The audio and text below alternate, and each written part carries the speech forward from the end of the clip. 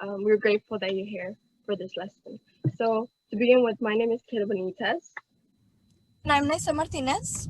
and we will be presenting a personal development lesson. So today we are going to be talking about methods to engage students in lessons. So I know right now it's very difficult. It gets even more difficult to do it right now with it being virtual. So you can use these methods whether virtually or just in person, face to face. You can use these methods in order to engage students better in lessons. We will be reenacting these text messages between two students who are unengaged during a lesson. Okay, I am totally vegging out during this class. 2. Can't wait to motor. This is hella boring. If one more teacher does a lesson like this, I might use Ralph. I know, it's totally tubular. Yeah, this lesson is bogus. The other teacher is gnarly, dude. Oh, totally, to the max.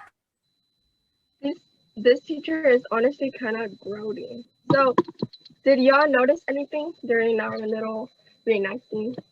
Y'all were using like slang words and like little emojis. I wanted to incorporate that into our lesson because you guys, that's a method for you guys to incorporate into your lesson for better student engagement. So the list of apps that you see here is just apps that you can use to keep up to date with the trends that we're using, because obviously there's more trends than just our slang. And the presentation shows some of the apps that you can use for the trends to keep up with the trends, as well as to better connect with the students. So a lot of teachers do is they have their own personal accounts on these platforms, but they also have a teacher TikTok or a teacher Instagram, Snapchat, Twitter to, first of all, better connect with students and better interact with students, and also to better be able to integrate this into the lessons. So for example, in the picture that's shown, this is it's like a little picture from an article of a teacher called experimentalteacher.org. And she experiments on ways to engage students in the lessons. And one of the things that she did was she integrated TikTok into her lesson plan. So I'm sure you guys all know TikTok is very big right now. So she used the TikToks to better engage her students by, well, she used it kind of as an assessment of seeing what they know, and she made them make a TikTok about how much they knew about the subject that she had taught. The link underneath is a Among Us themed review game. So it's a Google slide doc, and it's completely customizable, and it's themed with the popular game Among Us right now. So you can customize it to however you want, and it's just another way to include trends into your lesson plans to better engage with students.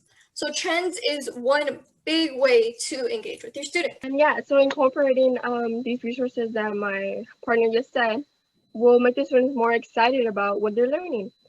It will allow them to comprehend the lesson that is being given using websites and games that students use on a daily basis. And it will ultimately just grasp the attention of the students and understand what the topic is being presented in an amusing way, and a way that they can relate to. No cap? Period. A cat, period. As well. Yeah, so slangs like those, they will help us communicate between one another more effortlessly and in a good way. Yeah, so I saw actually an English teacher that used slang to kind of incorporate into her lesson plans, a lesson about punctuation, and she used all these different slangs to better explain her material. So that's kind of what we were talking about. So you can use slang, you can use any type of trend that would help us engage with you guys and stay engaged in the lesson. Yes. Okay, so now we'll be discussing about how do y'all engage the students. So please discuss between one another or Or in the chat. yeah, to see what do y'all do. I usually joke around with them. Y'all know me, I'm hardly ever serious. And when I yell at you, it's like in a funny way. Yeah, so a lot of it is making relationships with students. I know, for example, Mr. Shepard's class isn't the funnest class to learn, right? So he teaches Algebra 2. Not the best class, right? So I remember I was having a lot of trouble at the beginning of the year just because, as I said, the material isn't very easy. Once we established a relationship between me and Mr. Shepard, my grade improved so much because of that relationship, because a relationship or building relationships with students is just another way to better engage. The problem I'm having is trying to build relationships with my virtual students, and I'm doing a terrible job. And any suggestions from you as students is very helpful. So these suggestions, which I'll never figure out how to do, are helpful, however. Virtual, and I have been this entire time. And I know Keila went first semester, and what we've seen virtually versus first semester, what we were talking about is, so you guys, obviously, you guys want us to have our cameras on, but for us to feel comfortable doing so, we need some kind of something from y'all to better engage us, right?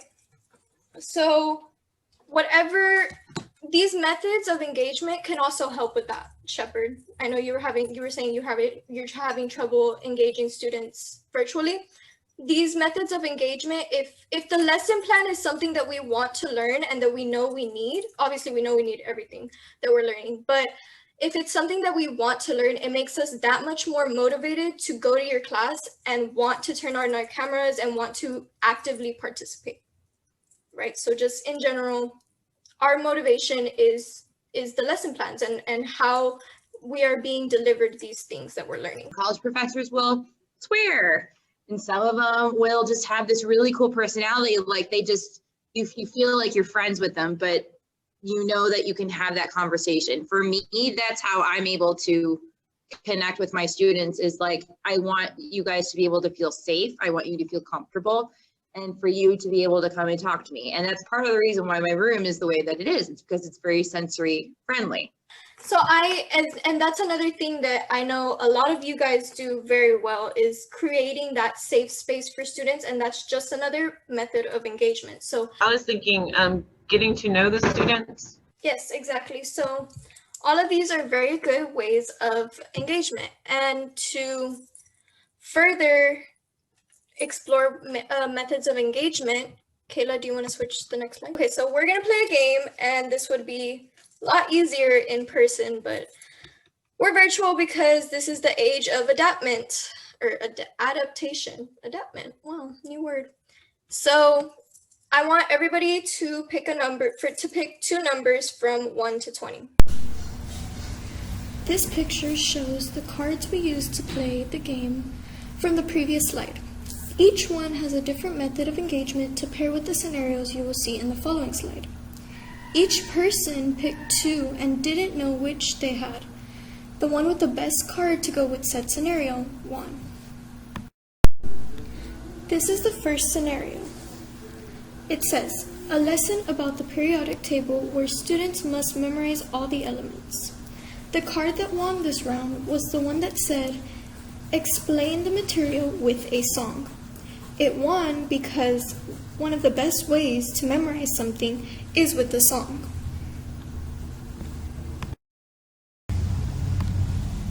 This is the second scenario. It says, lesson on how to go about solving multiple step mathematical expressions. The card that won this round was the one that said, make up a dance or gesture to explain. In a math class, some find that kinetic learning is the best way in order to explain some topics, which is why that card won. This was the last thing that we did in the PD. This, along with the survey that was later sent out, was the assessment for the PD. With a partner educator and then as a group, methods of engagement according to each core subject were discussed.